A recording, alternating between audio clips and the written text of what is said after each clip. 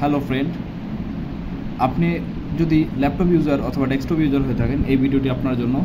তা হচ্ছে আপনার কম্পিউটারের ভাইরাস কিভাবে রিমুভ করবেন। সো প্রত্যেকটা উইন্ডোজের এক একটা ভাইরাস অপশন আছে, যেটাকে অ্যান্টিভাইরাস নামে পরিচিত হিসেবে চেনেন। সো আপনি এখানে ল্যাপটপে উইন্ডোজ বাটনে সার্চ করবেন অ্যান্টিভাইরাস, তারপর Windows virus and threat protection নামে সেটিংসে ক্লিক করবেন। চলে আসার পর এখানে স্ক্যান অপশনে গিয়ে আপনি আপনার ল্যাপটপকে ফুল স্ক্রিন করে নেবেন, স্ক্যান নাও। তাহলে আপনার কম্পিউটার ভাইরাসগুলো দ্রুত স্ক্যানিং হয়ে যাবে। কোনো ম্যালিসিয়াস সফটওয়্যারকে রিমুভ করার জন্য আপনি চলে যাবেন উইন্ডোজ বাটন আর, যেগুলো র্যানসমওয়্যার বা ম্যালিসিয়াস সফটওয়্যার, এমআরটি অপশন থেকে ক্লিক করে জাস্ট কিছুক্ষণের মধ্যেই আপনার অপশনটা চলে আসবে।